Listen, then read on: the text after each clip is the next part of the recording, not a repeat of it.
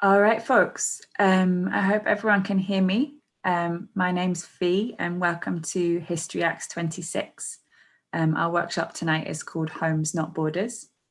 We've still got lots of people coming into the chat, but I was just going to start with some housekeeping for tonight. So first of all, the format of History Acts events, if you've not been to one before, you're very welcome. History Acts is a radical history forum, and we try to connect activists with historians with a real emphasis on trying to make history and historical research really useful for folks doing community campaigning and organizing social movements in the present. And because of that, the format of our workshops is quite activist centered. So what we'll do tonight, as in all of our other sessions, is we'll start with short contributions and introductions for about 10 minutes from each of our activists. And then we'll have two historians who will share some conversational reflections on what the activist presentations have brought up for them in relation to their historical research. And then a big part of the second hour, and so the big part of our workshop tonight, will be given over to discussion from everyone in the audience and between the panel about things that have been brought up today about the intersection of housing movements and migrant justice movements, and how resistance against deportations and resistance against evictions has worked historically, and the challenges and opportunities for it today as well. And so for some housekeeping, just to let you know that, like with all of our History Acts events, this workshop is being recorded, and that recording will be shared on our website, www.historyacts.org. And the events are also written up and documented in that way, and those are made available to everyone. So do feel free to turn your video off or change your name, whatever works for you, but this event is being recorded.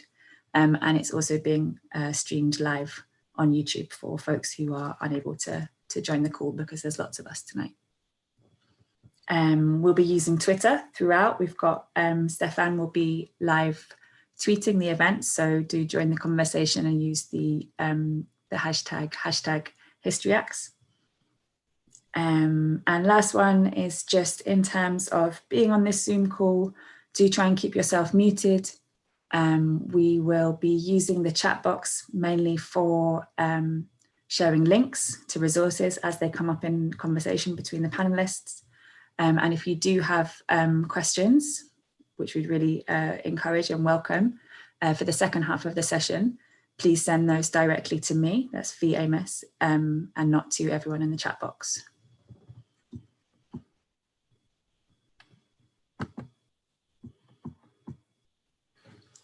And so, yeah, just a little bit about today's workshop.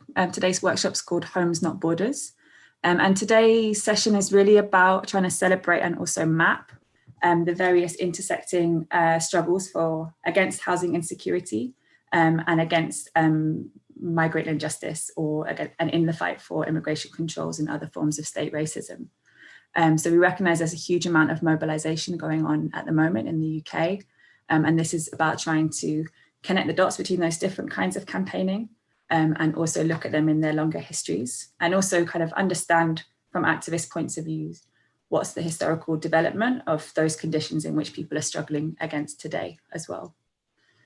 So all of these things feel very pertinent at the moment. There's a lot going on the last week, the last few months, especially in the context of the pandemic, but also in the longer history of the kind of destruction of welfare within the UK within the last 15 years, within the last 40 years, and how those have interacted with other forms of state racism and immigration controls. And so, without further ado, I'm going to pass you over to Benjamin Morgan, who's from the Public Interest Law Centre. Benjamin and Public Interest Law Centre are leading the legal challenge that's being mounted at the moment against the new immigration rule, which is going to be making rough sleeping itself into grounds for deportation or removal, as the Home Office calls it. So I'm going to pass over to Benjamin just now. Thanks, Fee. Hi, everybody. Thanks for having me. I wanted to say a bit about what the Home Office is doing about the new rough sleeping rule. And I also had some sort of disconnected reflections about other things that hopefully are in line with the theme. Maybe I'll save some of those for the Q&A and just concentrate for now on saying a bit about what's going on with the new rough sleeping rule. I suppose one thing to start off by saying might be that I feel a bit of an imposter being represented as an activist in this workshop, even though my background is in housing campaigns and in migrants' rights campaigns as well. I work for a law centre now, which is also a charity and an NGO. And I think perhaps maybe one of the things it might be interesting for us to talk about later is if we've got activists on the one side and academics on the other, where do NGOs and where do lawyers fit into the picture in terms of struggles for migrant and housing justice? I think that might be something to reflect on. In terms of what I wanted to talk about,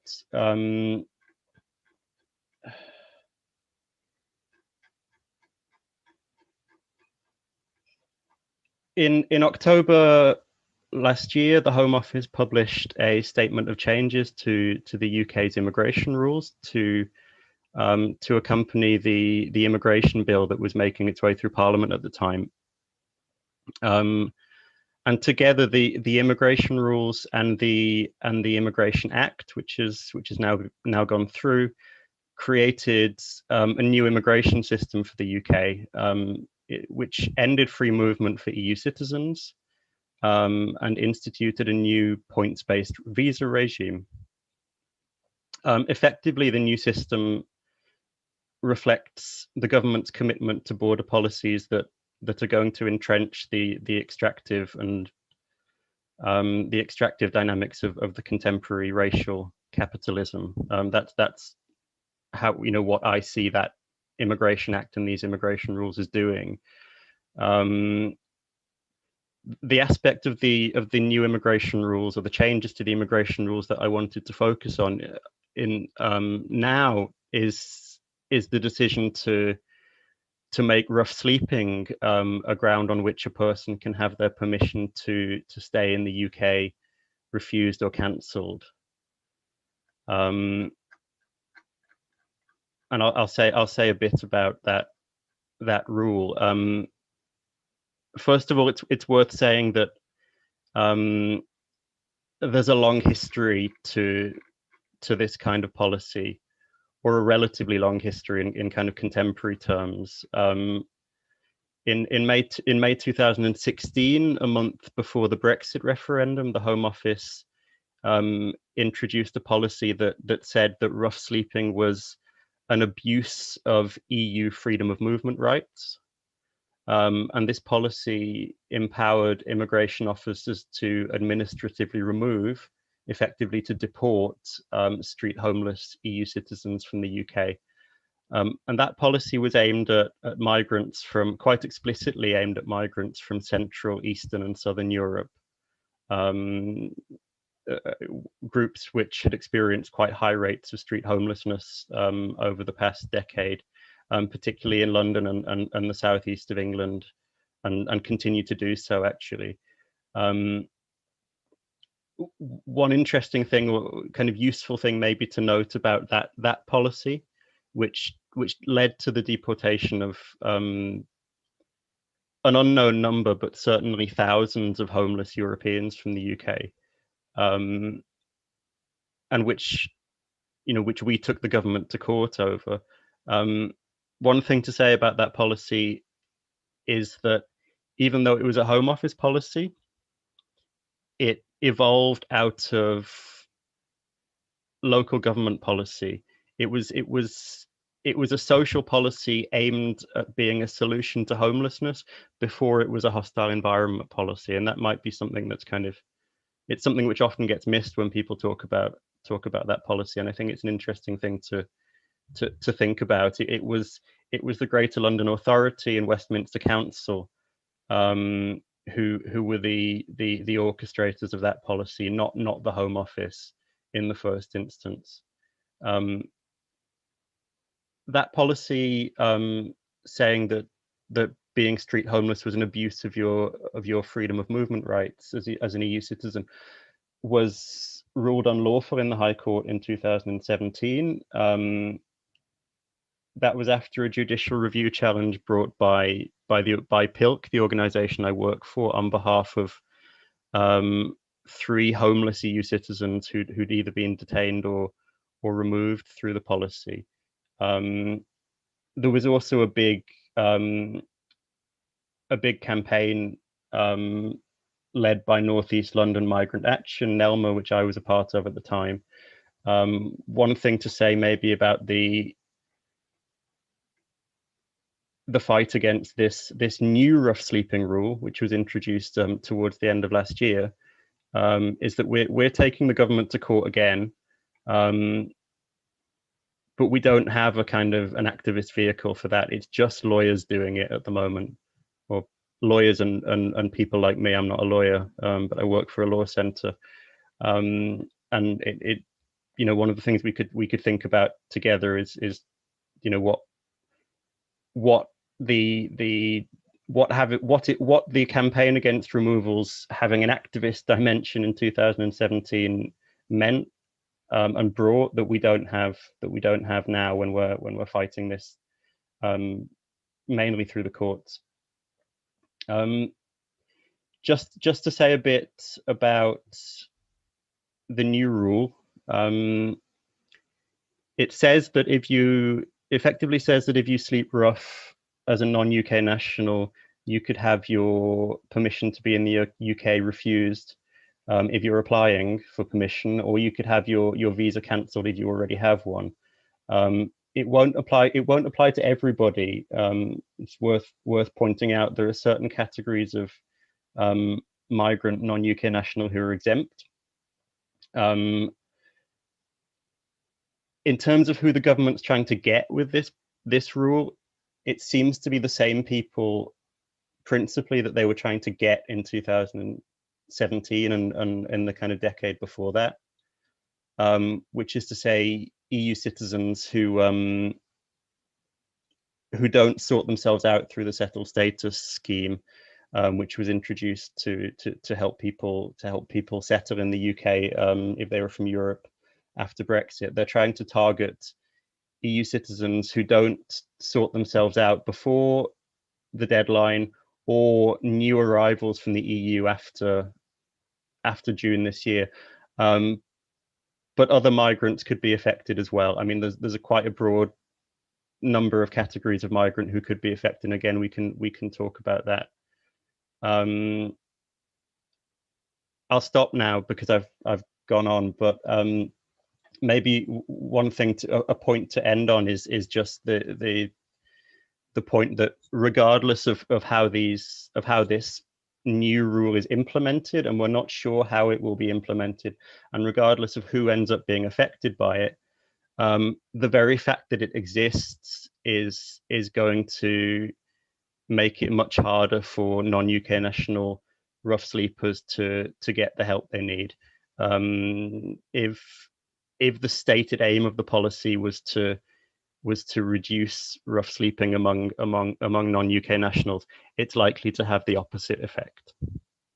And I'll stop there. Thanks, Benjamin. That was really, really informative and really interesting. It also points out something that I was going to bring up in the introduction as well. It's not going to be covered by any of the panelists that we have today, but it might come up in conversation, which is about, there's also in the last few weeks, new plans from the Home Office to make trespass and unauthorised encampments a criminal offence, and to give the police much broader eviction powers. as well. So we'll be thinking about how that's going to affect over-policed, over-racialized Gypsy and traveller communities, as well as like rising populations of people forced to sleep rough in a separate way as well. But for now, I'm going to pass over to Sivan and Joel from the No Evictions Network, based in Glasgow. No Evictions Network started in summer 2018 to organise neighbourhoods in Glasgow against the mass eviction of asylum seekers from Serco-run accommodation across the city. The campaign culminated in Serco losing their contract in Scotland, but being replaced by a new company, Mayors. Throughout the lockdown this year, the network supported people evicted from asylum accommodation and rehoused or detained in hotels, while also campaigning against the horrendous conditions that people are facing. So I'll pass over to Sivan and Joel. Thanks, Fee. Thanks so much, everybody. It's really great to be here. Cheers to everyone who's helping organise and facilitate and do all the tech and everything. And yeah, thanks, Benjamin. That was really informative and great to get our head around. It's definitely been on a lot of people's minds up here. I think just like as often is the way these sort of bits of news trickle around and cause a lot of fear and anxiety and stress. Just before I forget, actually, you made me think of something me and Fee have been talking about, which I think we should come to in the discussions. Is just in a general way. I think what we're all talking about in some sense is kind of partly how the Home Office manages to shift what counts as kind of adequate accommodation and use homelessness as a kind of punishment and the threat of it as a way of keeping people in line.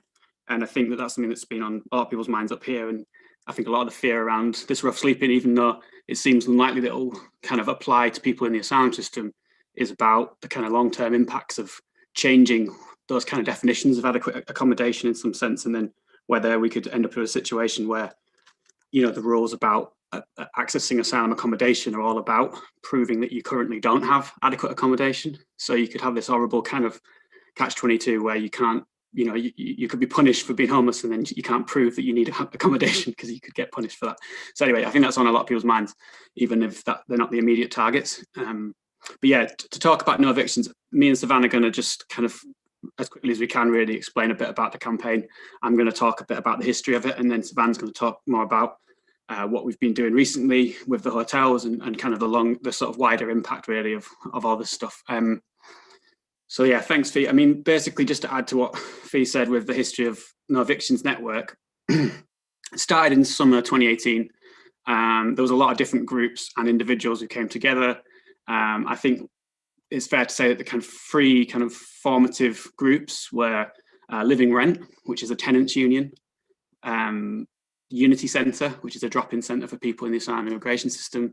That's why I volunteered for years, so that's kind of how I got involved. And a newer group called MORE, Migrants Organising for Rights and Empowerment, who've been doing loads of amazing work around everything from education, access to like a bike club and lots of direct support stuff, and kind of fully migrant run.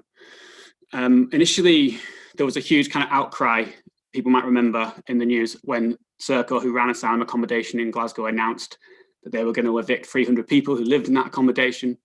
And there was a lot of kind of big protests in the city, around the city, called by all kinds of groups. And we kind of came out of that a bit and tried to focus some of the actions specifically on Serco and the Home Office and their kind of offices in the city. So we did some quite big kind of surround Serco offices, direct action type stuff.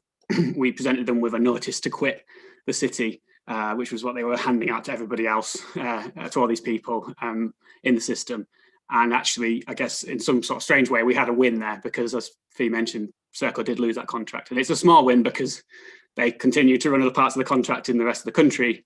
But I think we have to kind of chalk them up a bit when we can. And I think it wasn't just down to us, but there's definitely something there that we can kind of think about and build on.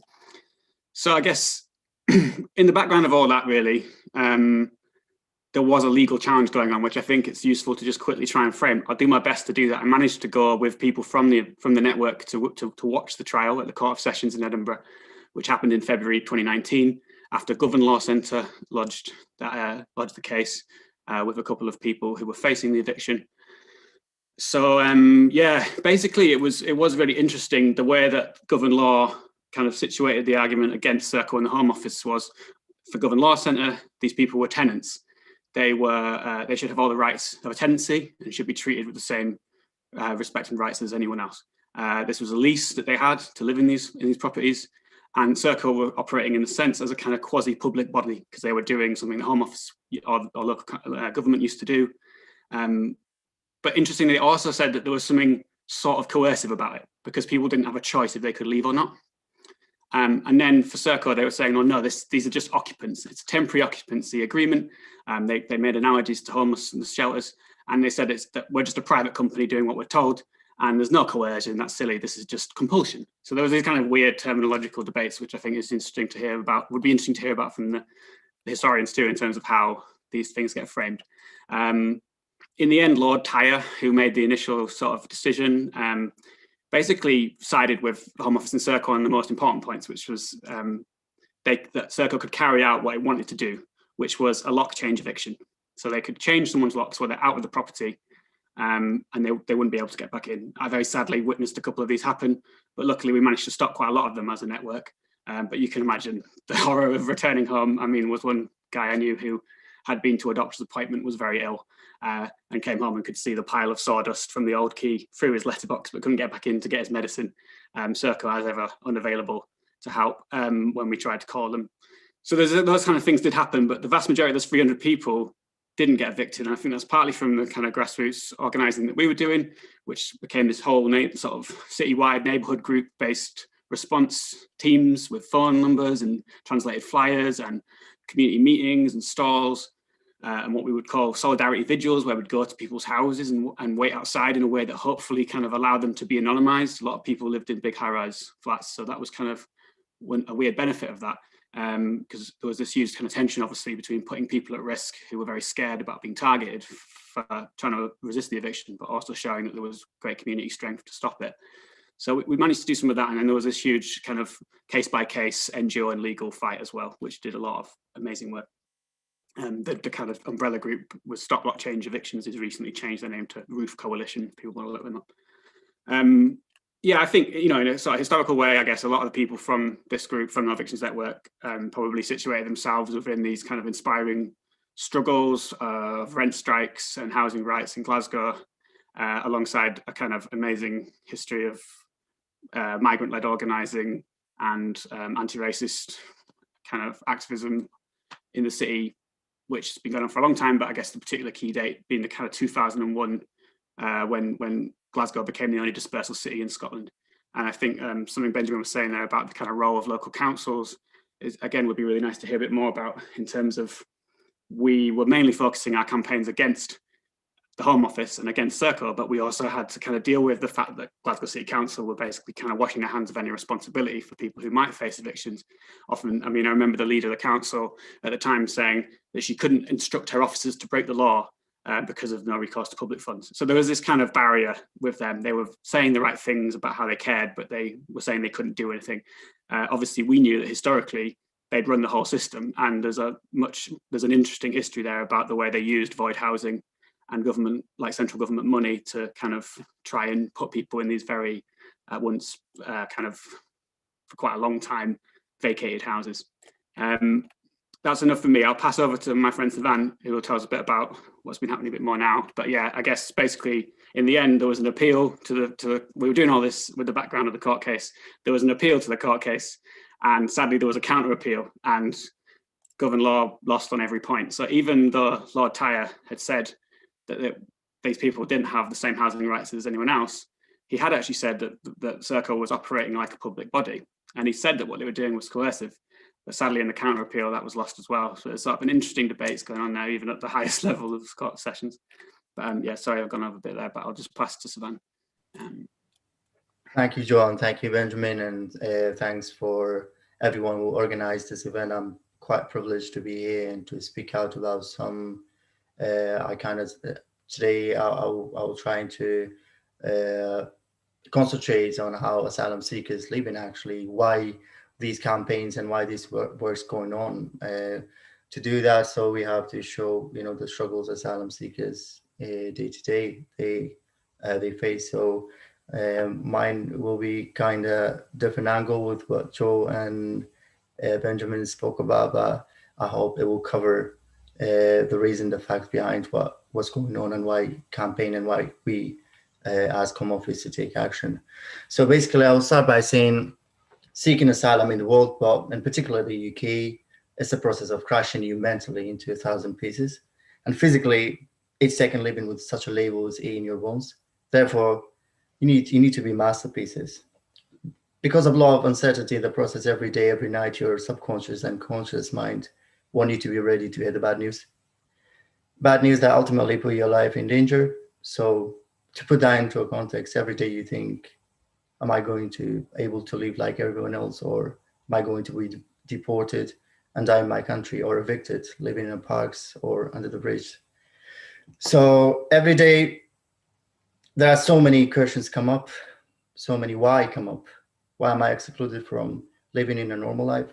Why should I not be able to wear a decent piece of cloth? Why can I not have a right to choose the daily meals? Why should I always be worried about the time I'll be homeless? Why am I not allowed to have an access to labor like everyone else? So when you're an asylum seeker, you don't have a normal dream, as most human would dream. You have nightmares. You dream about, your dream is kind of like you've been deported in a country and that you escaped from, and you're there and there is no way to escape. You're stuck and you'll face whatever fear you run away from. I bet if not every asylum seeker, but 90% of them have the same nightmare, or a dream that you've received a post in a brown envelope. You don't want to open it. You don't dare to open it because most of the times, that's the time, that's the news, and that's what you're scared of.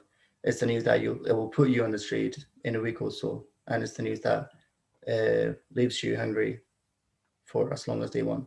So people in the hotel now suffering from not having access to proper healthcare. There is no mental support. The place are not covered secure, so far as asked. So they treat you like criminals, restricting on their financial support and limited to just over £9 a week. And women that came from different countries and so-called different culture and different social norms, they were struggling to get sanitary products, either because they were required to ask the receptionist to provide them such a product, which is not easy for women to ask such a personal need.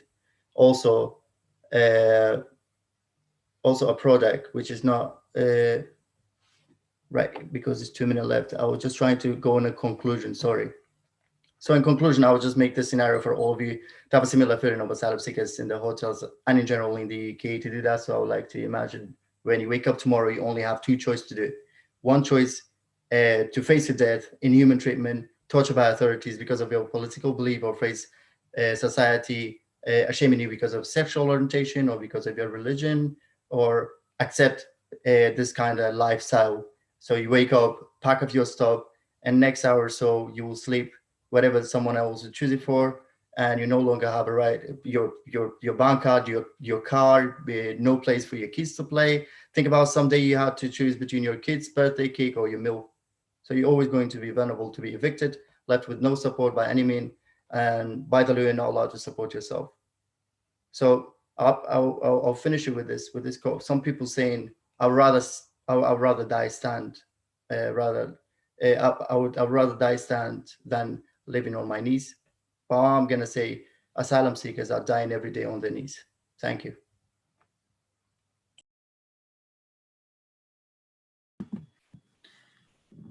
Thanks so much, Sivan, and to Joel as well, for sharing about the work that No Evictions is doing up in Glasgow and what's going on in the system.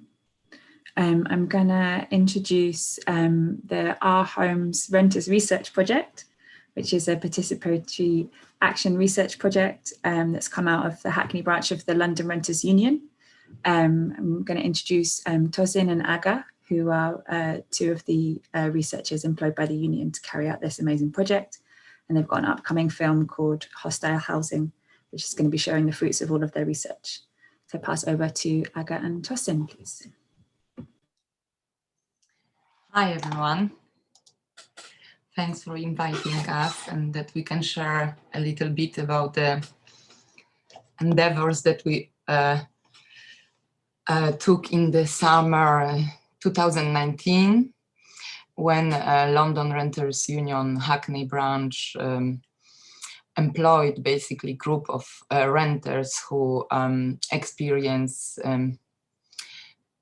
some difficulties around housing or are just being interested like in the whole crisis.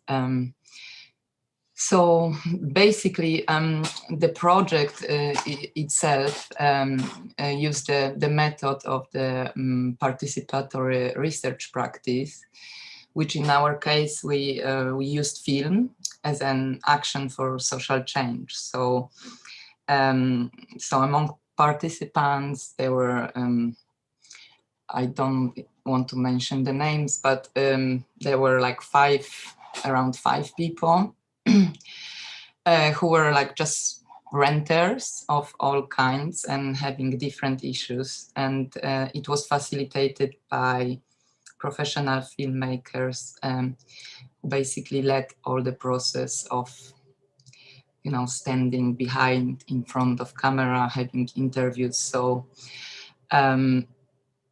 the main purpose, basically, it was to co-research and produce a film that would be asking the like open question of what are the problems, who is responsible for it, and what's the change we need to make. And so participants were sharing their own experiences at first. So among them, there was a young person who was sleeping rough for 5 years, person with sickle cells who didn't have a heating for, I think, around 20 years. And part of the movie was also when we went and protest in front of the landlord big building in central London. Or in my situation, I was living in emergency temporary accommodation with my 2 children, which was very tiny room with no cooking facilities and you know, all kinds of difficult things like shared toilets, and along that we really break our heads to kind of address the main kind of issues surrounding. We were asking, is it a right of a human being to have a home? Do we have this right really for a home? In my little, you know, inquiry with public members of the public, I would ask that question: if someone would be given like few meters square place to stay, would they be able to call it home? And especially that it didn't have cooking facilities, and that's also led to further question, you know, like how difficult for a mother is to be homeless when you don't have home, which is your role, is to give a home to children.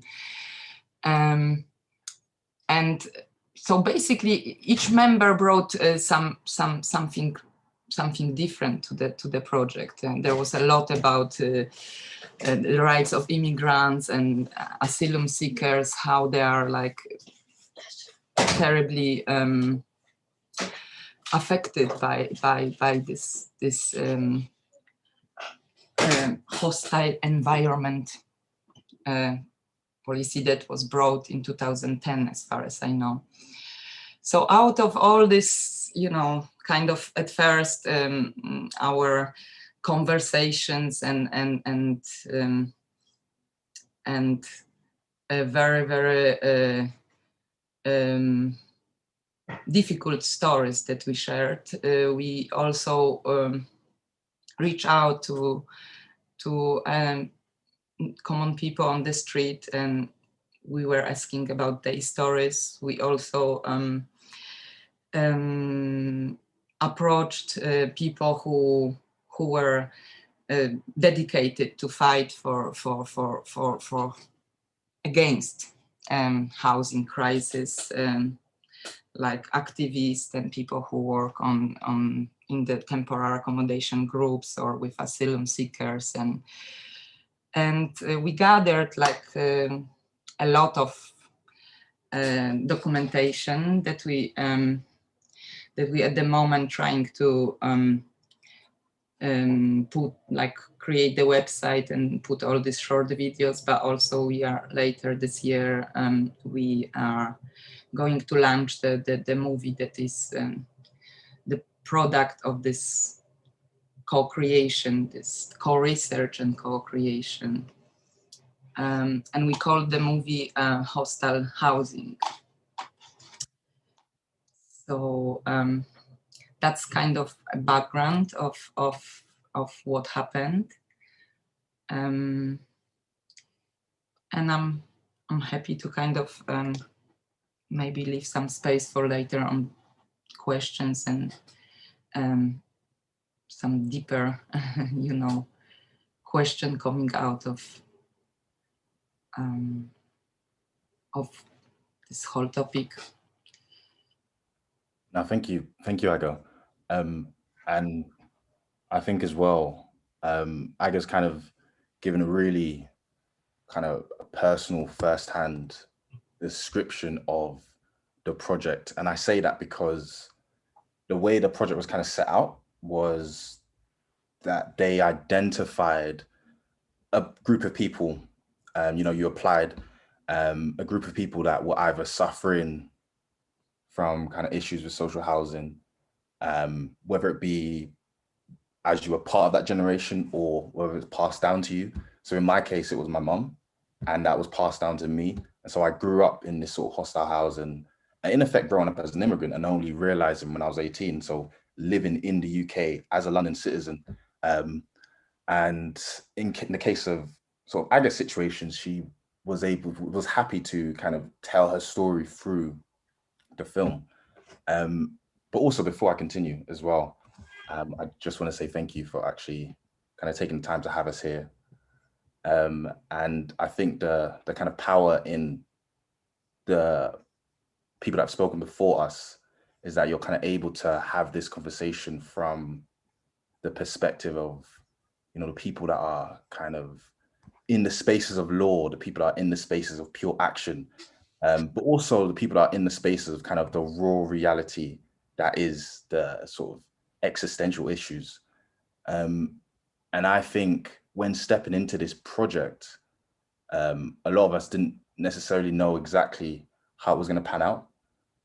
All we knew was that there's an issue with social housing, and apparently we're going to make a film about it. So let's go, let's see what this is saying. And so in effect, what ended up happening was we all came together. We all told our stories to each other. This was a regular meeting once a week going on for, I think it was like 3 months. It ended up going on for a bit longer in terms of kind of like editing and actually getting footage. So we had to do a lot of overtime. But in effect, the idea was that we would come together and we would partake in workshops with the intention of kind of bringing out the ideas. So yeah, we identified 4 different stories. Aga's story was one of them. And there were 3 other people. Again, without saying any names, the kind of direction of these stories all took different pathways and they all communicate in different ways. And yeah, man, it's important to note that none of us were really activists. And in noting that, you're kind of able to understand why some of us were expressing our stories in certain ways. So I know in terms of Aga, like she came from a sort of performance background. And so to express a story was very much a sort of performative public engagement where without kind of revealing too much of what is going to happen in the film, she ended up inquiring and speaking to a lot of people. In terms of one of the other speakers, he kind of comes from a sort of ex-criminal background. And so for him, kind of keeping that sort of raw experience of it, or the raw reality even, was really key. So for him, it was about having a conversation where the cameraman is literally just following him down the street and he's kind of walking you through his upbringing and trying to explain to you how he got to this point. And basically just revealing that there are so many instances of failure that have happened in his life. And now he's at this point.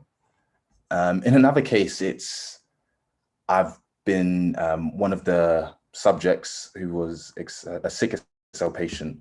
Again, he wasn't granted heating for over a decade. And so for him, expressing that was really about, yo, I'm really pissed off. And so we got a lot of the London Renters Union, and we started protesting outside of the Guinness offices, and that is how we expressed that story. And it was really powerful, man. We learned a lot. We understood and kind of unpacked how sort of race and policies meant to sort of target migrants kind of intersected to create this kind of cluster of issues. And truth be told, I can't really explain it very well, but what I'm going to do is quickly share screen and actually show a minute or two clip from an intellect that we ended up interviewing. So, and yeah, I need not play the whole clip, but I think this is a really powerful segment in London Fields, if anyone's interested.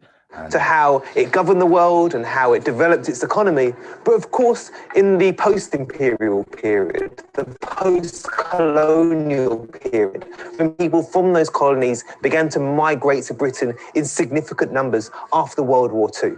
And so that's the other thing that makes empire so important, I guess, is because it makes Britain what it is today. It makes Britain multicultural. It makes British society as vibrant as it is. And it continues to shape Britain being a global political power and, of course, a very wealthy nation as well.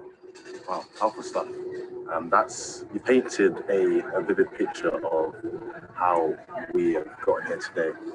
And that is a good segue to the next question, which is, do you see a connection between Britain, its colonies, immigration, and housing? So, of course, Britain and its colonies have been intrinsically linked for hundreds of years, right? For many of them. And so when people talk about immigration and people coming to Britain, I think it's less helpful to think about people coming to Britain from Africa, from Asia, from the Caribbean. We used to think about Britain coming to hundreds of years ago. And it's that relationship between Britain and its colonies in Africa, the Caribbean, and South Asia and elsewhere that has led to people coming to Britain from those countries over the past 50 or 60 years. Its relationship with housing, I think, is really interesting as well. So when people came to Britain from Britain's colonies in significant numbers after World War II, they often found it very, very difficult to find housing. You had signs up in people's homes saying no dogs, no blacks, no Irish, before formal racism had been outlawed in this country in the 1960s.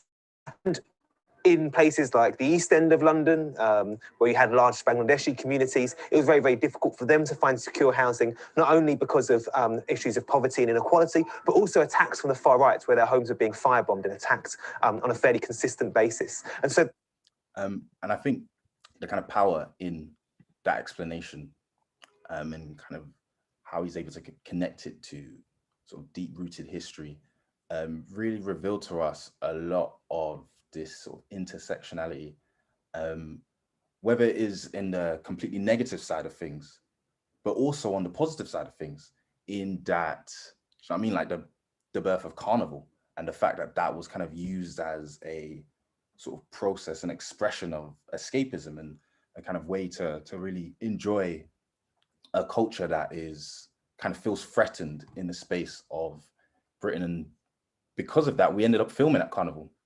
We ended up, and it really felt like a bit of a break from I think just the constant negative unraveling of the truth, and that can really feel overwhelming. And so Carnival was a really enjoyable part of the recording and the kind of filming process. But yeah, I think there was a lot going on. I'm happy to take any questions a bit later as well. And yeah, that's a little bit from me. Amazing. Thank you so much, Twazin. That was really, really brilliant. I'm really excited about this film when it comes out and how it's going to be joining so many of the dots between lots of different kinds of histories, and also the way you talked about people, you know, having their own histories as well as like the broader, wider history of everything that's going on. So going to pass over to the historians. And as I've said before, like in History X, Historians don't present papers. We just ask them to talk quite conversationally about anything that's really resonated for them in what the activists or the different groups have just presented, and what kind of chimes or feels resonant in terms of the research they've done, or and that sort of thing. So I'm going to pass over to Amy Grant. Amy Grant is a PhD history student at University of East Anglia, who is researching the sanctuary movement in the kind of 70s, 80s and 90s. So I'll just pass over to Amy just now. Hello, thank you for letting me speak today. And I just wanted to say that everything that everyone has talked about and all the work you've been doing has been really inspirational to hear. So thank you so much. So I'll give you a brief insight into some of the research that I've been doing and then try and make some connections with everything that's been said. So my work currently focuses on sanctuary campaigns in 1980s and 1990s Britain, wherein a number of people facing deportation from the British state began invoking the ancient tradition of sanctuary, attempting to circumvent authorities by seeking shelter in churches, religious spaces and community spaces. So the Home Office then faced the dilemma of dragging those in sanctuary out by force or bowing to pressure and backtracking their deportation orders, which both options for them were seen as quite embarrassing.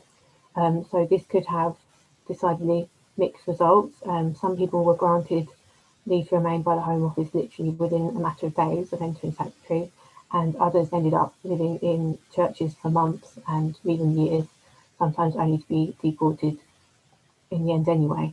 So it was a very powerful tactic and it got a lot of exposure, but it also could be very grueling for everyone involved, particularly those facing deportation.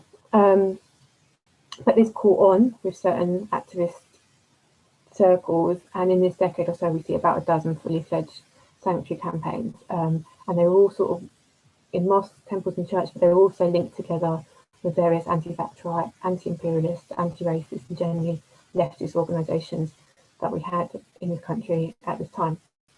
The most famous one that I'll just briefly mention was Sanctuary held for Viraj Mendes, who was a Sri Lankan communist, and he was in sanctuary in a church in Manchester from 86 to 89, so nearly 3 years. And the organising Viraj Mendes defence campaign accumulated massive support across Manchester and wider, even internationally. They organised participations in rallies with thousands of people, marches, petitions, 24-hour vigils. The flats surrounding the church had balconies, had graffiti all over them saying we support Viraj. Yeah, and it all sort of centred around this one little guy who was a little beardy, spectacled fellow with quite bad stammer, but he became this sort of international news feature. Eventually he was pulled out by the police. They stormed the church in the early hours of the morning and dragged him out and took him straight to Bentonville prison, where he was deported to Sri Lanka. And it looked really bad. They had, even at Heathrow Airport, they had activists kind of forming and blockading things on the tarmac. So what does this tell us about conflicts over asylum in the 1980s, and how does this sort of link in today? Unfortunately, the main sort of similarity that I can see is that it's the same debate between sort of law, very on the one hand, and humanitarian, the physical reality of it on the other hand, and this changing goalposts of the law over and over again. So the 1980s was kind of the boiling point of successive governments' restricted immigration policies in 62, 68 and 71, colliding with increasing demand on asylum processes, because a lot of that as well was that Commonwealth citizens who would have previously just been allowed in were now not being allowed in, and their only way forward was asylum seeking. So we see this in this period, this sort of fight between what it meant for Britain to be a leading liberal democracy and the government's way around this, because they wanted to hold up their notion of being a good humanitarian power, as well as stay in control. sort of offer asylum to an increasingly small amount of people, increasingly harder restrictions and procedures to prove it. And then the rest, people that didn't quite qualify for this were labelled bogus, scroungers, sort of undeserving cheats who have ruined it for the good refugees. And this isn't an age-old rhetoric that we still see today, but sort of from 1985 is where we really get this panic over numbers, not people. Yeah, and it's in this messy area of sort of redefinement that this is where we saw sanctuary campaigns playing out. Responding to some of the things that you were saying, I was thinking at the beginning it was mentioned about the role of lawyers and where they fall into this. And from what I've seen of the sanctuary campaigns, lawyers are absolutely vital. And I think the idea to feel that you're an imposter, not an activist, is like they're really, really essential to, because so much of this with the Home Office is getting out things with small little wordings and things. Lawyers are essential for that translation, really. And I'd say they're absolutely vital. And then the role of the activist dimension. I think what I saw with the sanctuary campaigns is that they became sort of, it might be to do with that they were obviously a physical place quite often, and because they're a physical place, people could drop in, and that they really helped build up the grassroots element of things. It became sort of a two-way street, you know, like people all around the community, and it got people involved who wouldn't normally be involved. But I think what that activist dimension does sort of emotionally as well was really important, because it can break down the distance between the raw reality of what people are facing and activists on the other hand. That's really important, that sort of physical encounter, which, you know, we can do all this amazing stuff online, but sometimes actually speaking to people, I think, can be really. And also I think it can provide sort of, I mean, asylum seekers and activists, you know, you can, it's a horrible environment for everyone, and sometimes a good way of sort of fighting that activist fatigue, I think, is what I've found from people I've been speaking to, can be in sharing your skills, or, you know, going to a carnival or things like that. That can be a really good way of carrying on the momentum as well. The negative side of that is when the campaign builds up so much and gets so much exposure and is successful. In the case of Faraj, anyway, it was a double-edged sword, because he became an example that the government also wanted to make sure he was never going to win because of that, but other cases did win. But yeah, it can be a bit of a double-edged sword, I think. Is that a good starting point? Thanks so much, Amy. That's really brilliant. And as I may have said, Nicole Jackson, who is going to be joining us tonight, can't join because of unforeseen family commitments. But we're really, really lucky to have Becky Taylor come to share a few reflections on what folks have presented tonight. And Becky researches histories of state expansion, migration, ideologies and violence, as well as histories of empire, xenophobia and identity. And they explore intersections between national, imperial and international structures in the regulation of migration, refugee movements and public health and welfare.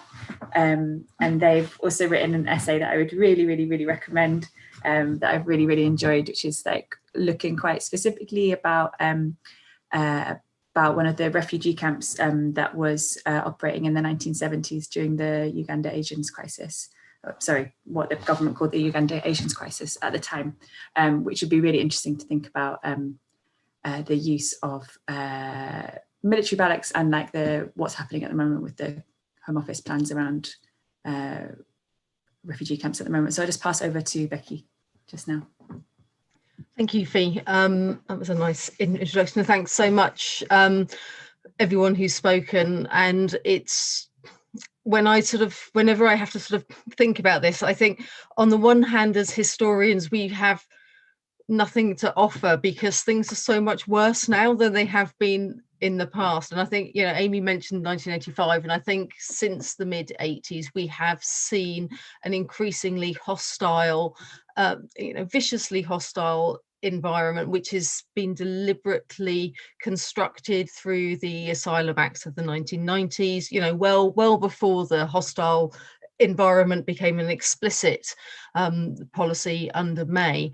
And it has been there to, as you know, Savan so explicitly expressed it, it's been there to dehumanize people and to separate asylum seekers from the rest of British society and to make it the worst possible option for anyone. So on the one hand, when I'm sort of faced with something like this, I go, oh my word, you know, what can we as historians offer to that? But then also when you listen to everybody in the round, I'm sort of struck by, I've got sort of 4 or 5 sort of small points that I want to make, and maybe we can draw them more out in discussion. I know there's a couple of people in the audience who will have, you know, their own expertise to add, whose names I recognise, and obviously other people too. So the first thing I think is really when we think, if we sort of take a long view of the history of welfare and immigration and asylum and refugees in the 20th century, I think so often I think it's useful to think how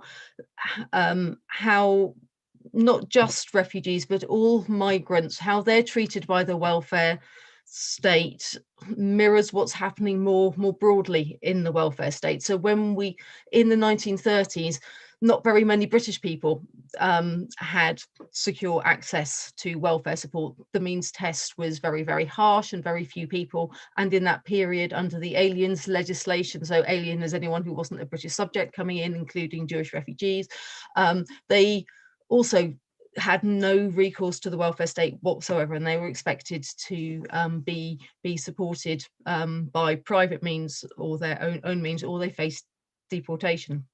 In the post-war period, with the expansion of the welfare state, we similarly see more generous measures being extended towards refugees and migrants in general too. And then come the 1980s and beyond, when we see the shrinking of the welfare state in general, what we also then see is the shrinking and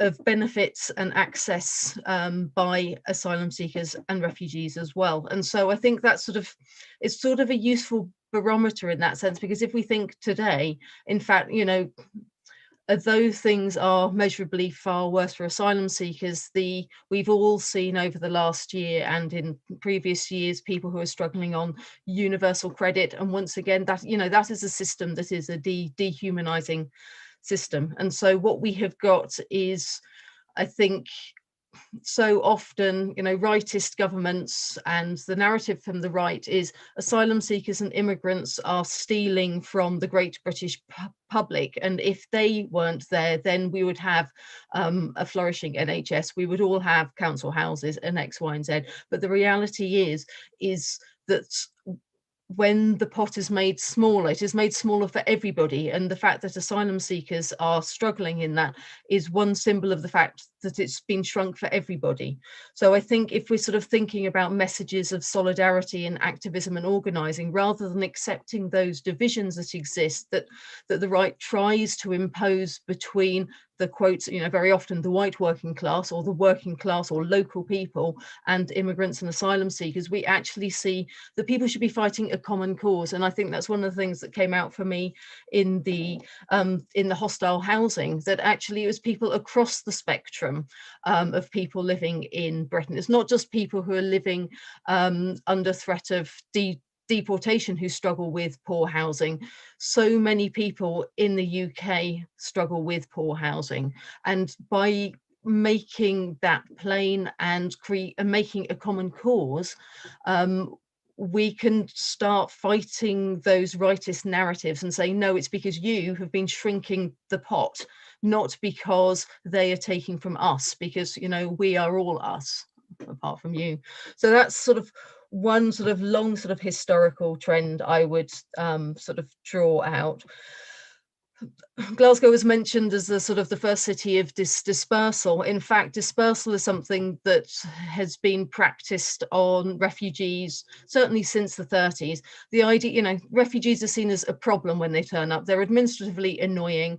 You know, no state wants to have to deal with refugees and asylum seekers, and they're always seen as being a threat to the British way of life, you know, quotes. And one of the ways that the state has tried to manage that, and how many NGOs also tried to manage it over the years, is by dispersing refugees. So we see it with the Jews, we see it with the Hungarians in 1956-57 who've been fleeing the Soviet invasion. We see it with the Ugandan nations. In fact, under the Ugandan nations, Britain is divided into red areas and green areas. The red areas were going to be called black areas, but they decided that was a bit too racist even for them, so they called them red areas. These were areas that were already, quotes, full of migrants, and so Ugandan nations were to be directed away from places like Leicester and sent a lot to Scotland, where, you know, Scotland actually has got a much better tradition of community activism and welcome of refugees and asylum seekers than the rest of the UK. But because many Ugandan nations wanted to be close to their families, actually, and they didn't want to be in Wick or Inverness or Dundee, and so they moved because what people know now, and they knew at the time, and it was experienced by the Vietnamese when they came in the early 80s, that dispersal works against the interests of refugees and asylum seekers. When you move to a foreign country, what you want is as much familiarity as possible. So having access to language services that are run by people who also speak your language, people who understand your culture and your traditions, where you've got access to community centres, religious organisations that support your needs. Those are clustered in places where there are large numbers of people from your country already, and so this dispersal very actively works against that. And although at the end of the Vietnamese dispersal program, the Home Office admitted that it had failed the refugees they were settling, and they very explicitly said that they would never implement that policy again because it had been so damaging. But of course, that's not what we see. And in the 90s and beyond, you know, back comes dispersal as a tactic for undermining the ability of refugees and asylum seekers to start to rebuild a new life for themselves, you know. And what we persistently see over history is where people are given access to normally English language classes, stable housing, the opportunity for getting work and into education. Those are the people who flourish and manage to build new lives for themselves in the country as quickly as possible. The way asylum seekers are treated today is exactly against that. And I think, you know, Savan just brought that out so very movingly and so clearly. And, you know, the horrible reality is that what people are experiencing today is, you know, counter to decades and decades of experience, which tells us that what has been done to them is exactly the wrong thing, you know. Then my sort of final, I've got two sort of points before, because I don't want to run on too much.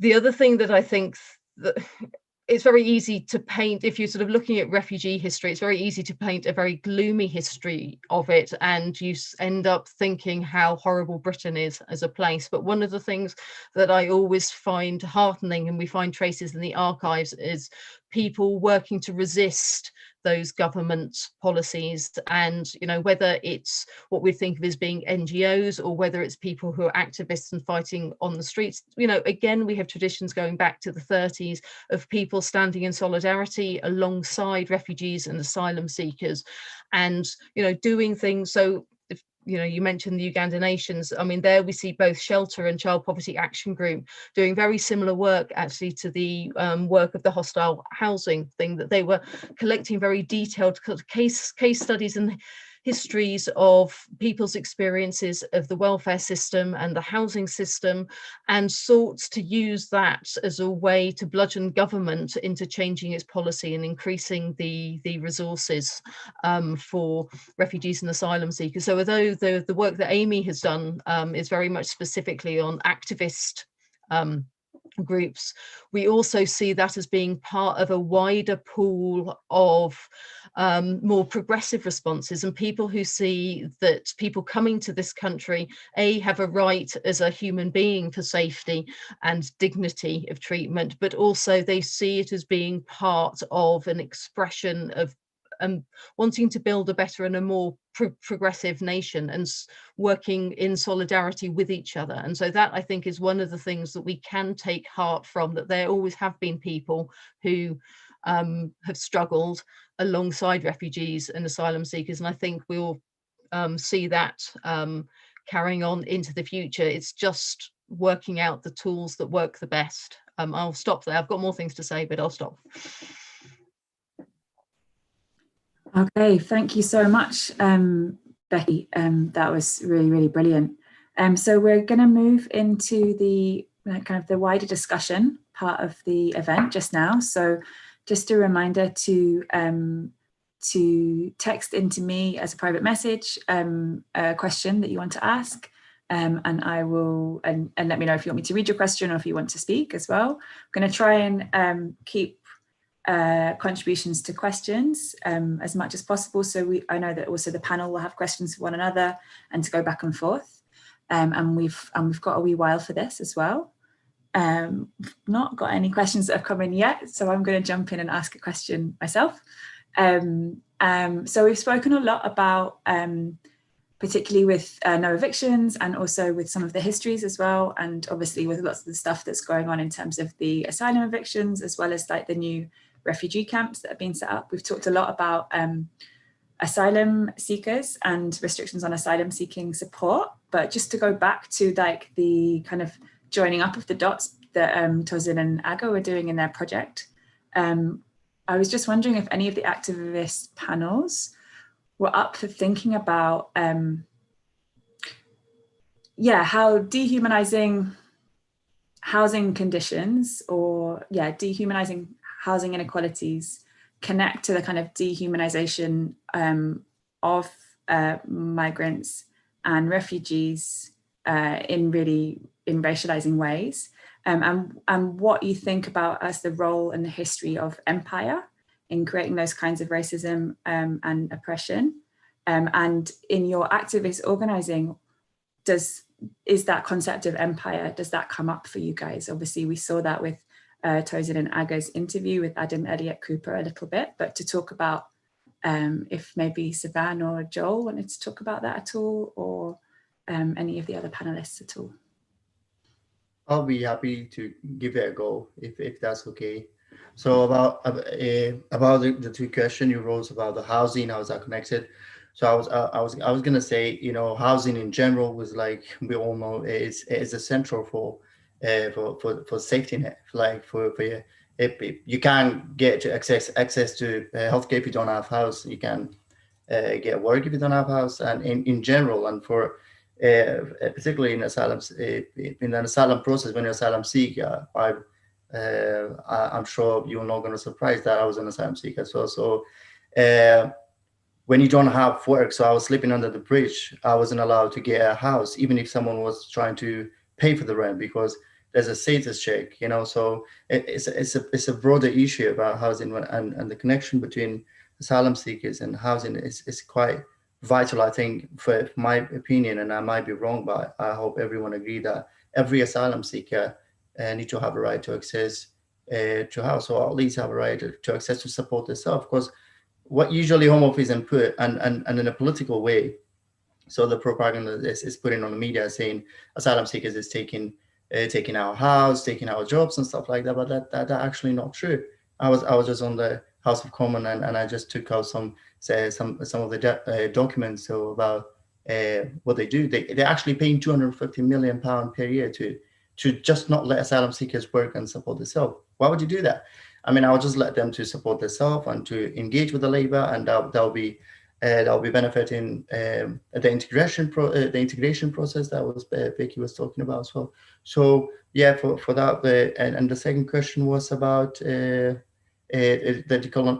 colonization and decolonization. So I'm a Kurd ethnically, so I'm one of the, I don't know if you can call a victim, but obviously in history, so Britain and France and Italy, they came to my country. So it's like 19 I think it's about 100 years, over 100 years ago. So they came and they actually separated Kurdistan, and because of the fear of Ottoman Empire in Middle East, because they thought the Ottoman Empire is a threat to their power in the Middle East. So because of that, Kurdish people now, they're fighting many years, like 30 years and over in Turkey, and in Iran over 25 years. And because of these people are running away from these countries, they try to seek it, they try to run away from conflict zones. So I think in that perspective, and in that way, of course, there's a big connection between decolonization and I think it's Britain's responsibility. It's a UK responsibility alongside with a global responsibility we have to take because of the history each country have. So I think there's a big connection for that. I'm one of the victims. If I had my own country, which you call, if I had my nation or my own nation state, I wouldn't actually run away. So thank you. If anyone else.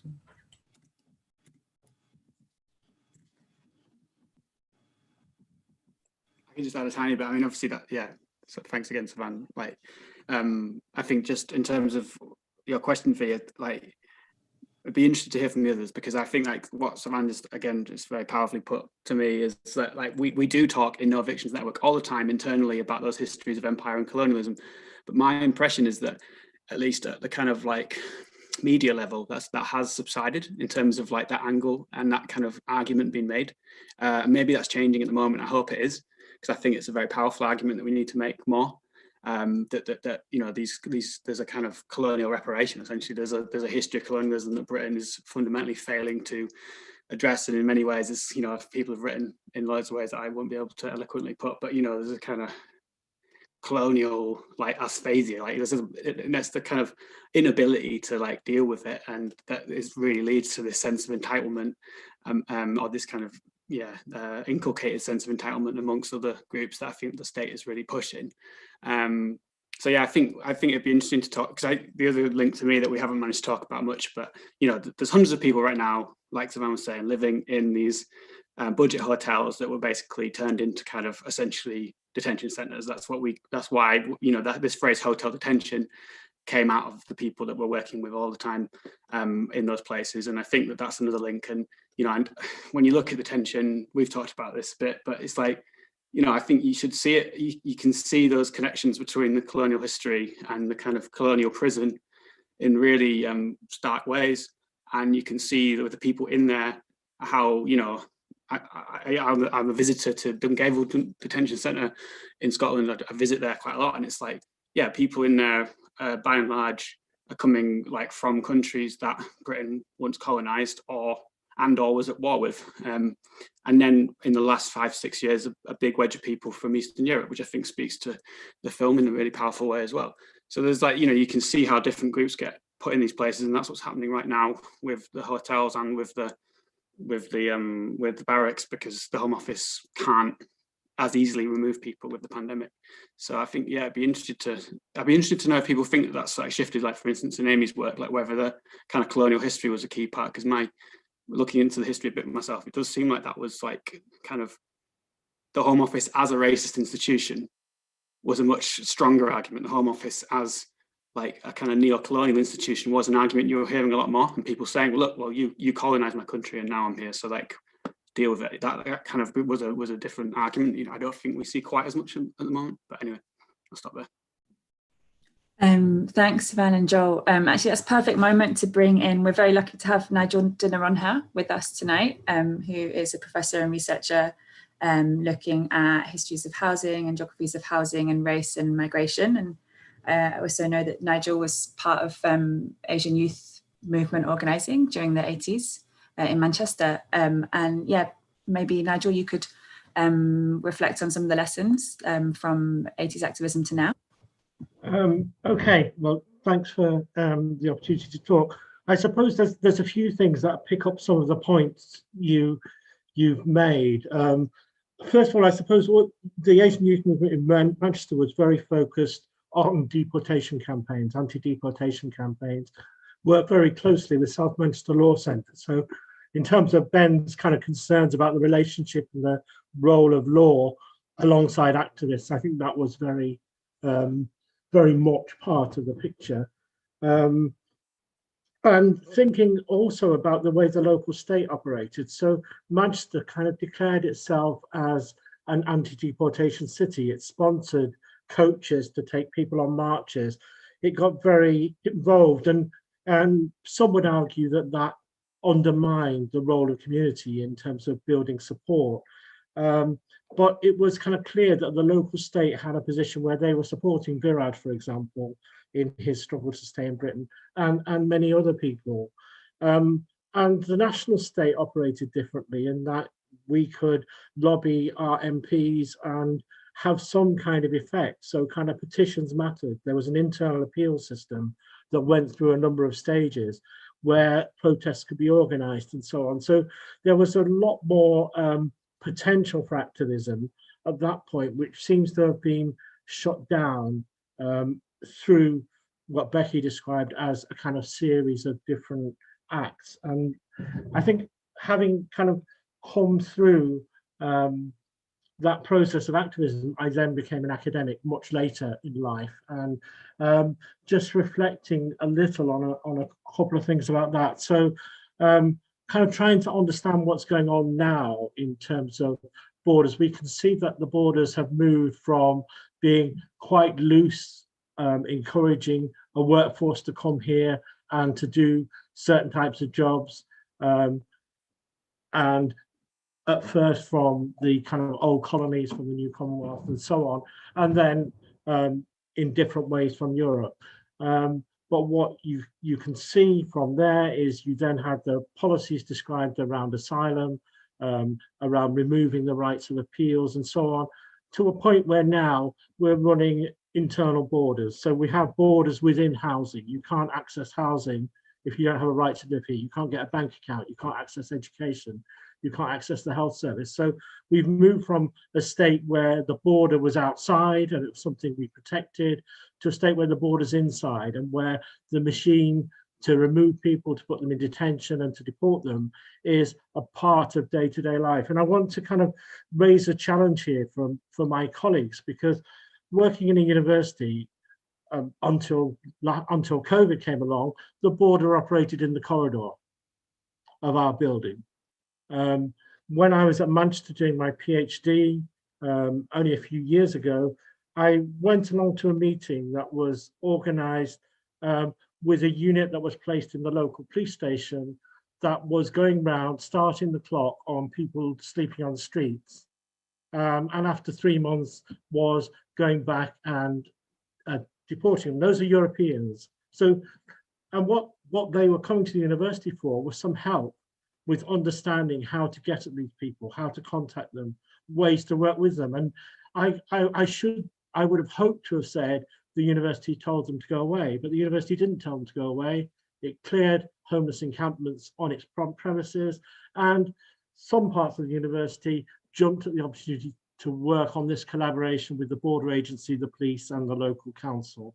So that brings me to a place where I'm saying what was a kind of hostile central policy built on a regime of kind of anti-immigrant sentiment and a kind of perception was a lot looser in the 80s than it is now. And the local state, local institutions like ours are part of that mechanism. We have a systemic anti-immigrant, anti-racist perspective. And I think to kind of finish that off, there's a very messy boundary between being a migrant, an asylum seeker, and from a minority. And those kind of boundaries are blurred when we look at what's going on. So just to recount very personally, I suppose, my mother came to Britain on a UK, Britain and its colonies passport. She was part of what might be classed as the Windrush generation who could have been subject to deportation.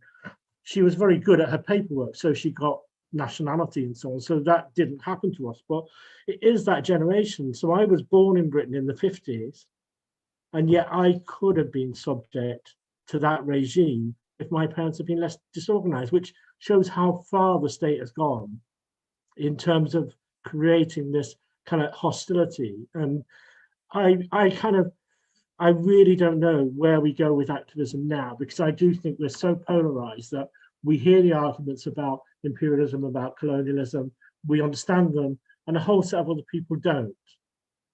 And we have a particularly hostile government at the moment. So I think I'm kind of moving more towards the only way to do this is to resist, really. And I really respect those activists who are out there doing that work, because listening to what people's lives are like, it's absolutely necessary. And I think to reflect back from the academy, I don't think it's necessarily good enough for us just to describe the world. I think we have to seek to change it.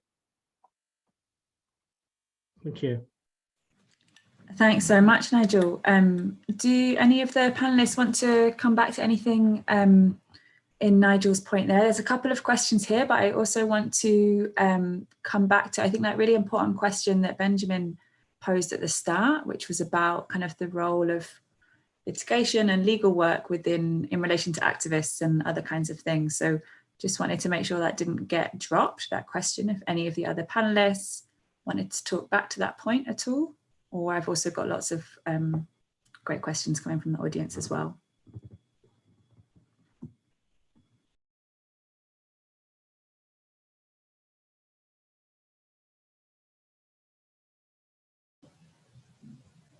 I'd just say in every campaign that I've looked at, especially in 1980s Manchester, there was key lawyers and law centres that were doing really great work that helped that go through. So in Manchester, there was a guy called Steve Cohen, and his archives are a large part of what I look at now. And he just dedicated his whole entire life to do that work and made such a difference.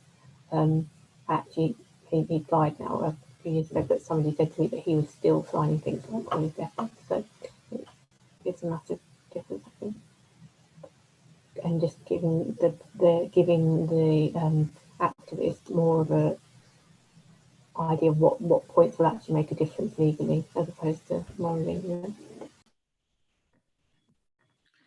know? Great. I'm going to take a question from James Cronin. James, do you want to come on screen to say your question, or I can also read it? Yeah, thank you very much. Sorry, I'll just put on my video as well. So my question is, to what extent are the histories of vagrancy and criminality positioning the migrant as essentially a failed citizen? And it's just that a lot of the discussion, I think, today is focusing on that notion of how do we construct the citizen, and particularly, I suppose, the relevance of citizenship in a post-Brexit context. Thank you. Do you want me to come in on, I can say something on that? That sounds great. Okay, so I mean, I think the thing we have, if we're sort of a citizen, then typically there'd be somebody who has, you know, rights to vote or to claim welfare, those sorts of things. We have to, and in that sense, there's a lot of the British population didn't have those kind of rights before the late 19th, early 20th century, and certainly vagrants, you know, as they were called at the time, weren't seen as being people who were citizens. And of course, what you get in, you know, particularly with something, the example that's always given is the conscription, or the people who put themselves forward during the Boer War. They came up as volunteers, and a third of those people were turned away because they weren't physically healthy enough. And there was this kind of crisis of the, you know, of the, I wouldn't say conscience, it was a crisis of empire, of the British state, the different organs of it, and the elite essentially saying, well, if if we haven't got a system, you know, if we don't have a subjecthood who can fight for the British Empire, then Germany's going to take over, France is going to take over our leading position. So it's not really until the beginning of the 20th century, and we start seeing the state investing in its population through universal education to begin with, then, you know, more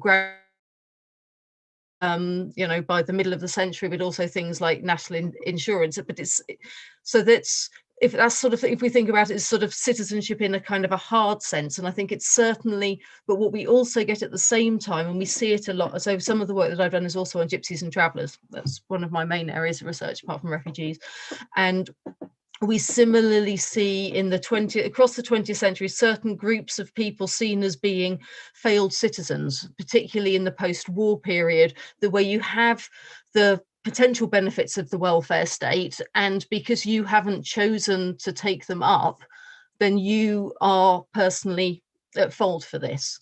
And so you know, I was struck when Tosin and Aga were talking about one of their the people in their film who sort of walked along the street, and they recounted their personal story of the multiple harms that they'd experienced over the course of their lifetime, which had led them to the position that they were in.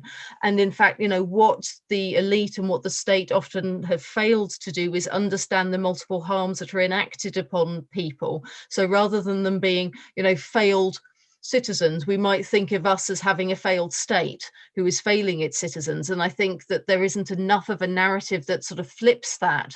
And very often what we have is, you know, people going, I'm not a failed citizen, but they are, you know, and there's the sort of the scapegoating of the person who's one step down on the scale to you, because it gives you a bit of distance and it gives you a bit of a sense of security. And I think, you know, we should refuse to fight on those grounds and sort of turn it and say, no, you as a state are failing your citizens. And I think, and anyone, and in fact, the other thing that I think is quite interesting is it's actually in the sort of the 30 years after the Second World War, you didn't have to be a British citizen to have the benefits of the welfare state. It was simply about being a resident of the UK. So if you were in Britain, you had a right to certain welfare and certain services. It didn't matter about your passport status. You know, that's something that's been brought in, I think, as Nigel, you know, has put so very clearly. It's been one of the developments of the last 20 odd years, the idea that the border is now in the A&E department, or it's now in the doctor's surgery, it's now when you try to get housing. And, you know, for a long time, if you were in this country, you did have rights to quite a lot of things simply by being here. And I think that's, you know, one of the really big shifts, and the way that we've had this internalization of the borders, I think has been it's been piecemeal, it's been insidious, like a lot of the privatizations that have happened of housing, but also of functions of the state, like, you know, Serco, you know, Group 4, all of these big private companies. And I think, again, it's about this shift for us not being citizens to being consumers. And I think we need to sort of think around the sort of the shifting boundaries that we're existing within, and it's not as simple as simply being citizens. Sorry, I went on a bit there. I do that. Thanks, Becky, that's brilliant. I think just another short thing for James's question about histories of vagrancy is just to do a plug for a future follow-up event we're going to do for this Homes Not Borders. Me and Kate and some other folks from History Acts are working on a follow-up event, which is going to be looking more specific, like, or more widely at this kind of topic in a more explicitly like colonial and global frame. So in this, we're going to be thinking about, you know, how vagrancy laws, which are obviously very relevant to the work that Benjamin and folks are doing at the Public Interest Law Centre, how vagrancy laws were, you know, exported or have formed colonial law in lots of different places across the world. In lots of ways, British colonial vagrancy laws are kind of the bedrock of what became the apartheid state in South Africa and in other places in Southern Africa. And we'll obviously be looking at how that connects to the 1824 vagrancy law, which became the Sus laws, which was used by police to terrorize and harm lots of Black people in that period of history as well, and to now. So we'll be picking up on those sorts of, that kind of intimate connection between deportation and eviction as colonial tools of control in a later event that we'll be putting together after we've shaped up from what everyone's talking about from this one as well. So we have another question from a historian called Freya Marshall. And Freya would love to hear respondents' thoughts on how gender might or might not structure people's experiences of housing insecurity. Aga mentioned that mothers without homes face a difficulty on the level of their motherly role towards their children. Yeah, Freya would love to hear some more about how statutory provision hides much of women's homelessness, and in fact only really draws attention to women with children, while at the same time women who are in danger of deportation are particularly hidden from these histories. Aga, would you be up for taking that that question at all, or anyone else want to think about gender in relation to who gets hidden from histories of homelessness and deportation? Sorry, I kind of, I wasn't fully, I'm not able to jump in because I kind of lost the track a little bit. I was thinking about some other issues, but about gender, I will not try to just jump in, but as I mentioned in my little kind of story, I just realized how certain people are like more, yes, single mothers in general is not a topic that is anywhere, you know, discussed, and the support for this kind of minority is totally overlooked. So they are in this kind of whole problem, the smaller problems, and that we kind of never go that deep. And that's it. I kind of just wanted to add that it hits often people who are not very much named among the others. I can jump in. I wouldn't necessarily have all the answers, but what I'm drawn to in thinking about that situation, because, you know, my mum has children and I'm one of those kids. But why I've said it like that is because, I mean, it potentially might even connect back to this idea of the sort of good citizen and this sort of perception of gender roles and what it means for a woman to be a good citizen potentially would also translate to becoming a mother. And you know what I mean, if you're a woman that doesn't have a baby, then are you really a good citizen, is potentially the kind of sort of perception that is being projected. And what's interesting about that is what ends up happening as a sort of woman that's out of housing is you then pursue a child in order for you to be able to sort of secure safety for yourself.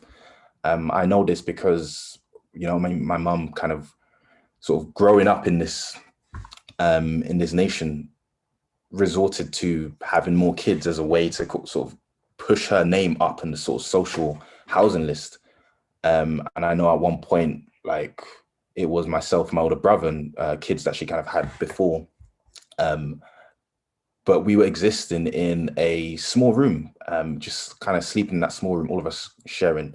And ultimately, she had her name on a sort of social housing list as a way to kind of get us out of this small house. But they didn't seem to take note until you had a small baby. So there's something about not just being a mother, but also having a small young child, which kind of projects you on that list of being able to actually acquire absolute safety. And I think what's interesting about that is it kind of potentially connects to this idea of the sort of prescribed good citizen, which seems to kind of take a life of its own. And what you end up having is not only may you exist as this person that's constantly trying to sort of chase this idea of becoming a good citizen, but you have to then figure out what boxes do you need to tick? And unfortunately, it seems like in the case of the woman that is kind of suffering through a lack of or even insecure housing, it seems like ticking those boxes involves having a child, and a young child to be specific.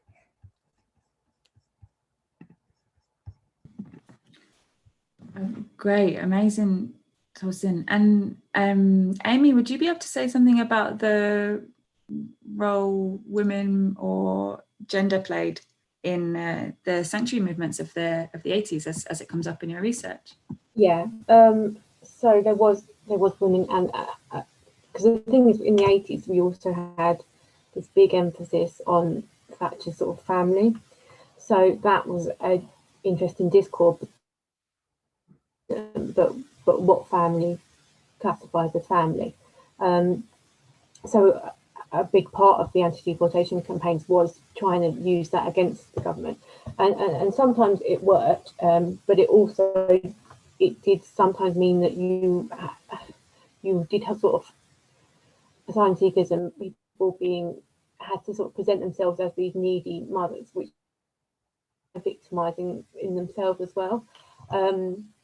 But there was also a lot going on with the laws, in that there was certain situations, I'm not quite sure when it changed, apologies, but you could be, for example, if you came over and you were a dependent, so you're married to somebody and then you were in an abusive relationship, if you then chose to leave your husband, you were then at risk of deportation. So you either had to stay in an abusive relationship and stay in this country, or get deported. So there are a lot of cases like that, and sometimes they did win, but it was tends to be the cases with a baby that really shook people more and got those sort of headlines, and sort of single women more, I feel like, got overlooked a bit, I'd say, is my general impression.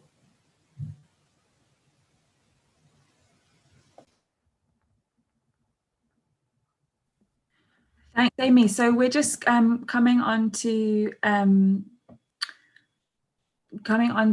just doing some final reflections, starting to do some final reflections from and questions. So we're going to start in reverse. So we're going to start with Joel and Savan. Any last questions for other panels or reflections on the event, or unanswered questions, new lines of thought? I'll pass over to Savan and Joel. Do you want to go, Savan, or shall I go?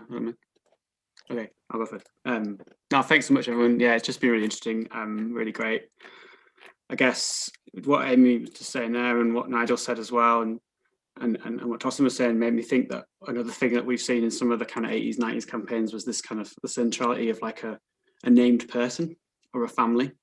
And I think that's a really interesting tactic that was used a lot, seemingly in the sanctuary stuff, which I don't know much about, but definitely in the like Asian youth movement. And we hosted a guy called Mohammed Idris, who Nigel probably remembers, other people might remember him, who fought his own deportation order through a trade union, which is a really inspiring sort of story from the late 80s, and then went on to kind of be a key figure in the West Midlands anti-deportation group.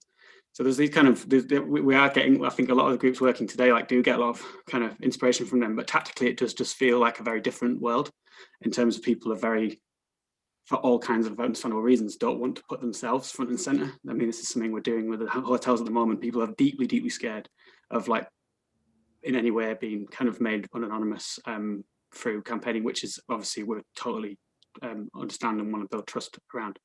But yeah, be interested to know if people kind of could think about ways we could shift some of the tactics and solidarity practices that that like learn from that without like exposing people really to this particularly kind of punitive racist state that is like that does target people if they speak out.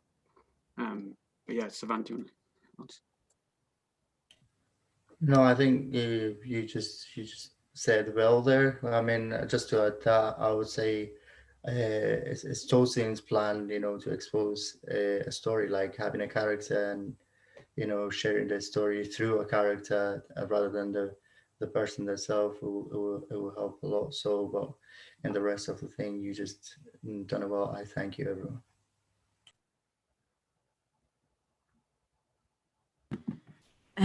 And Benjamin, can we hear any final reflections or summing up from you about the event? Yeah, but just to say thanks again for having me, and wanted to express my admiration and admiration for and solidarity with everybody who's spoken about what they're doing around the various things we've talked about. I mean, I wanted to pick up the point about citizenship quickly as well, and just to say that in terms of immigration law, what we are increasingly moving towards is a system of differentiated citizenship in terms of people's legal rights, and that, you know, that's what the no recourse to public funds regime is effectively all about. It's about saying some people have more rights to access shelter and a decent standard of living than others, and some legal migrants, you know, some migrants who have a visa are not allowed to exercise their social rights on the same terms as other quote unquote legal migrants.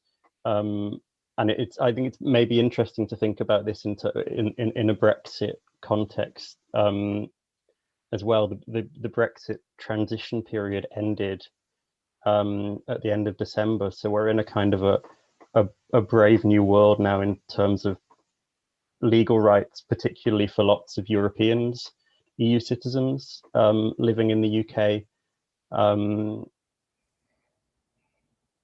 It was supposed to be simple for Europeans, for EU citizens to get their settled status. What we're actually finding is that we're ending up with a kind of with a quite differentiated and quite complicated system, whereby if you're an EU citizen in the UK, you might have one of 4 or 5 or 6 different kinds of entitlements to remain in the UK, or to access social rights, to shelter, or to welfare assistance, depending on whether you've got pre-settled status or settled status or no status whatsoever. And we're on our way, and I don't want to end on too pessimistic a note, but we're on our way to a situation in which, after June this year, a significant number of EU citizens in the UK are going to end up effectively as undocumented migrants, and that's going to bring, we're living history in that respect over the next sort of 6 months or a year or so. It's not quite clear how that's going to go, but I think it is something that I want to kind of put on everybody's agenda, activists and academics alike, if possible. Thanks so much, Benjamin. And just to say about that, I believe the JCWI, the Joint Council for the Welfare of Immigrants, has just started a new campaign around that particular issue. And it also just made me think that Sue Conlan, who's in the call at the moment, who runs a really incredible project called Tactic Training, which is both for immigration law practitioners and also grassroots groups, about really understanding how the practical immigration legislation is felt on the ground, is actually in the call at the moment. And I believe that Tactic are doing some trainings around that particular issue as well. So I'll put the link to Tactic Training in the group chat for people to take away, and in the write-up, just in case you wanted to say anything about that just now, or no, okay, maybe. I will move on, and Aga and Tosin, have you got any last things to share, or reflections on the session, or new questions it's opened up for you? Yeah, no, I have learned a lot about the effects of kind of dispersion policies, and I think kind of unpacking that is something that I'm going to do after this call. Unfortunately as well, like whenever you make a film, distribution is such a big part of it. And I mean, I think we kind of stepped into the whole filmmaking process a bit naively, in that we kind of created it, put a lot of energy into it, and now we're in a space where we're trying to figure out how best to distribute it. So as kind of good as that whole experience is, we're at a bit of a still point, trying to figure out how to continue and move forward. So this has kind of been part of that, and kind of engaging with you guys has been really amazing. And I don't actually expect to leave this as is. And although I've kind of come in as a sort of PAR or LRU or hostile housing representative, there are also different things that I've been doing in the background. And yeah, I've mentioned this to Fia. I think it'd be really amazing to actually get some people involved in this sort of photography project that I've been working on. And I think there could be a potential way of also working together in the future.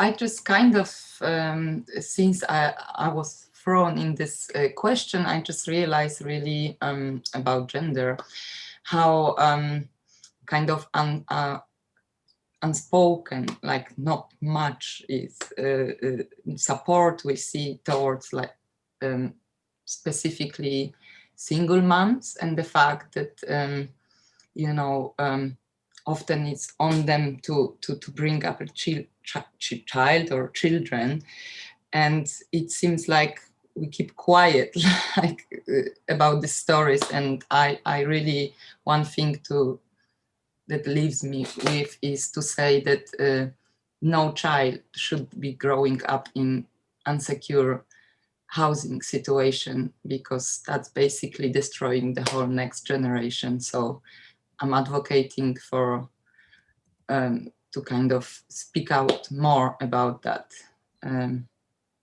particular issue of a child and of their situation, which is nowadays very often being raised by single mom.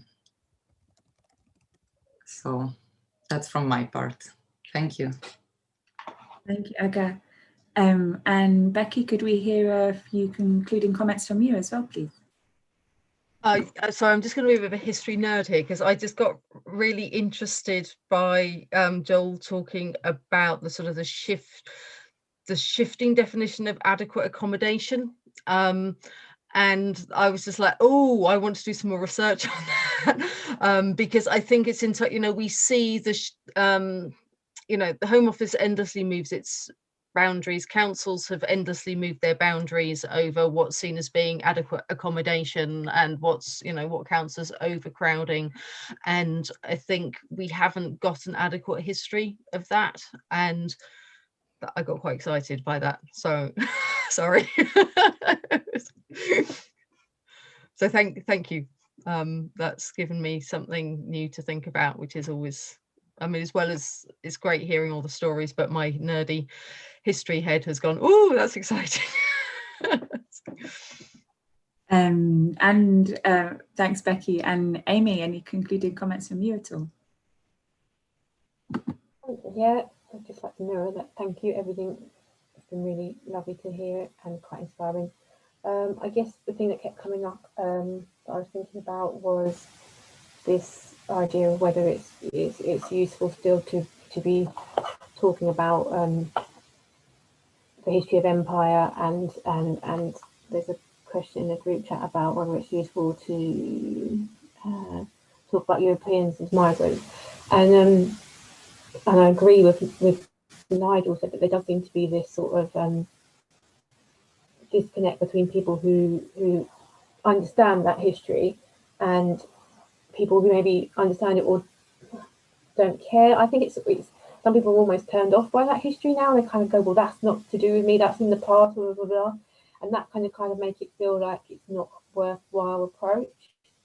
But I think you only need to look at things like Remembrance Day and things like that to see how powerful a history, myth, or, you know, narrative can be. So I think maybe that's a good way of sort of thinking, well, actually, no, it is then important that we do counter that and add other narratives to it. So yes, it's a bit depressing, but maybe there is some hope in the power of that as well. Yeah. Fantastic. Thank you, Amy. I'm just going to invite Sue to say a quick something about the Tactic NRPF trainings that Tactic does. Just Thanks, Fee. Sorry, I didn't type quickly enough or unmute myself before. And just to thanks, just for being here. Amy, I was actually at Gatwick Airport when Viraj Mendes was deported. So I've lived a bit of the history that you've been talking about. And as I'm a Brummie, Mohammed Idris was very much a campaign that was going on at the time. It's a pity trade unions aren't a bit more active than they were. Just Tactic was set up 6 months ago, particularly to support people seeking asylum and undocumented. So it aims to be strategic to assist those particular groups of people. There is training that's coming up on no recourse to public funds. It's the third time I'll have run this because of the interest in it, and it does look at some of the history, particularly post Second World War. I think I'm a lawyer who wants to be an actual historian. I don't know, but 10th of February is the next training, and if you want to know what it's about, and it's certainly free to undocumented people and to people seeking asylum, just email me at sue@tactic.org.uk, and I'll send you the details and join us if you can. So thanks, Fee. Awesome. Amazing. Thanks, Sue. I can't recommend Tactics trainings enough. That's actually where we got thinking about the history of this, and I found out about the new immigration rule about rough sleepers. So just to start summing up, yeah, this has been like really amazing. Thank you so much to all of our panelists. So many new questions and like things I want to start exploring, and with lots of you as well. I just wanted to say that actually we've been thinking at HistoryX, we've been thinking about this event as just the first step in a bit of a project looking at this. So I mentioned earlier that we're going to be doing another event on the same topic, but in a wider global frame. But we're also hoping that this event will kind of start the conversation, and we're also going to be starting to put together like a little zine or a booklet of resources to kind of help piece together some of the different histories we've been hearing about today, which can go out to lots of the different groups. We've got lots of history students and history heads here as well. We've got lots of different groups from different housing campaigns and migrant rights campaigns here as well. So I hope to keep us all in the conversation, and also really be returning to that thing that Benjamin had said about that 2017 legal challenge coming from an activist place, and now the work that PILC are doing doesn't have that, and he was asking about what that was like. So it would be great to keep in touch with lots of people, to follow up with lots of different people, and hear more about different kinds of messaging and timelines that people want in that zine, and interview more of you about that kind of stuff. And so just to finish off, just want to say again, thank you to everyone. There'll be a write-up soon and a recording. And just to say that we are very happy to announce our next event, which is going to be on the 11th of February, 6:30 to 8:30. And that event is all about LGBTQIA resistance in the pandemic. So particularly looking at lockdown, and we're going to be having activists from the Outside Project, which is a LGBT plus queer homelessness project, as well as Bent Bars, which are an abolitionist prisoner support group for trans and queer prisoners in the UK.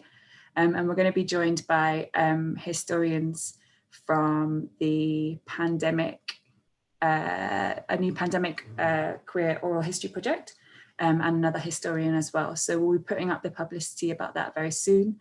And I hope that lots of you will return to continue that conversation as well. Okay, thank you so much for tonight, and I hope to see you all very soon. Thank you so much. Thanks a lot, everybody.